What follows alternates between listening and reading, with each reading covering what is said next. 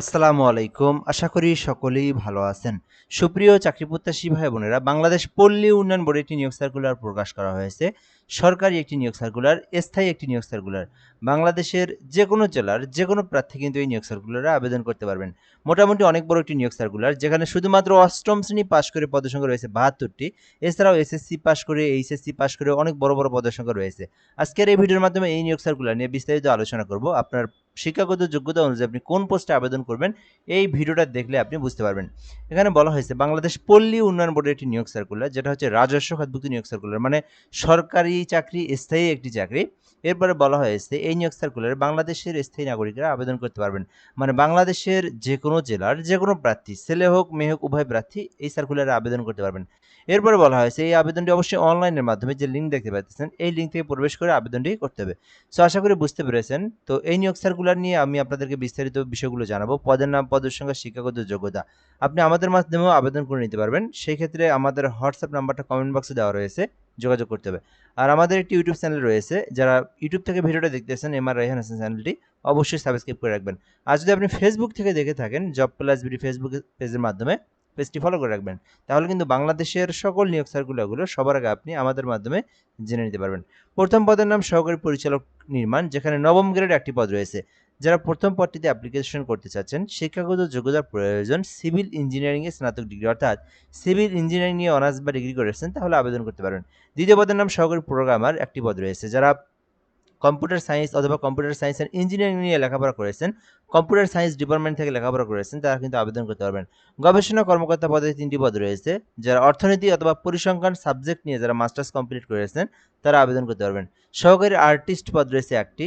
যারা শিল্পকলা ডিপার্টমেন্ট থেকে অনার্স বা ডিগ্রি করেছেন, আবেদন করতে পারবেন। স্টেনোগ্রাফার রয়েছে 5টি পদে। যারা অনার্স পাস, ডিগ্রি পাস আবেদন করতে পারবেন। উচ্চমান সহকারী পদ রয়েছে। যারা দ্বিতীয় বিভাগ সহ স্নাতক ডিগ্রি করেছেন, আবেদন করতে পারবেন। গবেষণা অনুসন্ধানকারী রয়েছে, পরিসংখ্যান সহকারী রয়েছে, নিরীক্ষা সহকারী, হিসাব সহকারী। প্রত্যেকটা পদ কিন্তু বিকম পাস, অনার্স বা ডিগ্রি পাস করে আবেদন করতে পারবেন। মানে ব্যবসা শিক্ষা শাখায় অনার্স ডিগ্রি থাকলে আবেদন করতে পারবেন। কেশিয়ার পদেও কিন্তু সেম শিক্ষাগত যোগ্যতা। এরপরে রয়েছে গ্রন্থকার সহকারী, যেখানে একটি পদ রয়েছে। যারা গ্রন্থকার বিজ্ঞান নিয়ে ডিপ্লোমা করেছেন, গ্রন্থকার বিষয়ের উপর যারা ডিপ্লোমা কমপ্লিট করেছেন, আবেদন করতে পারবেন। স্টেনোটাইপিস্ট কাম কম্পিউটার অপারেটর রয়েছে 7টি পদে, অনার্স বা ডিগ্রি পাশে আবেদন করতে পারবেন। প্রশিক্ষক রয়েছে উচ্চ মাধ্যমিক, অর্থাৎ এইচএসসি পাস করে প্রশিক্ষক পদে আবেদন করতে পারবেন। এছাড়াও ড্রাফটসম্যান পদ রয়েছে একটি, যেখানে উচ্চ মাধ্যমিক এইচএসসি পাশে আবেদন করতে পারবেন। অফসেট প্রিন্টিং অপারেটরের একটি পদ রয়েছে। শিক্ষাগত যোগ্যতা চাওয়া হয়েছে ইলেকট্রিক স্টেনলেস কাটার ও ডুপ্লিকেটিং মেশিন চালানোর 2 বছরের অভিজ্ঞতা, অর্থাৎ অফসেট প্রিন্টিং অপারেটর বলতে এখানে ফটোকপি মেশিন এবং প্রিন্টিং যে সেকশন, যেটা প্রিন্ট প্রেস রয়েছে, সেই প্রেসে যদি আপনার কাজ করার অভিজ্ঞতা থাকে এবং এইচএসসি পাস থেকে আবেদন করতে পারবেন। অফিস সহকারী কাম কম্পিউটার মুদ্রাক্ষরিক। মোটামুটি আমরা কিন্তু অনেক বড় একটি পদে চলে আসছি অলরেডি। আপনারা যারা এইচএসসি পাস করেছেন অথবা অনার্স ডিগ্রি পাস করেছেন, শুধুমাত্র এইচএসসি পাশে আবেদন করা যাবে।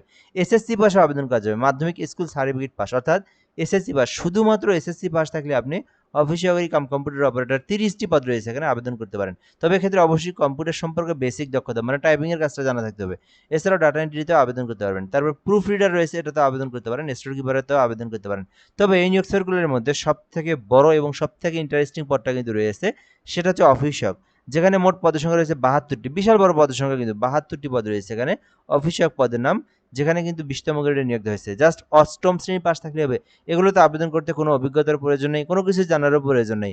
জাস্ট অষ্টম শ্রেণী পাস করেছেন, তাহলে আবেদন করতে পারবেন। এমনকি এসএসসি, এইচএসসি, অনার্স ডিগ্রি আবেদন করতে চাইলে করতে পারেন। তো আপনার শিক্ষাগত যোগ্যতা অনুযায়ী যে পোস্টে ইচ্ছা আবেদন করতে পারেন।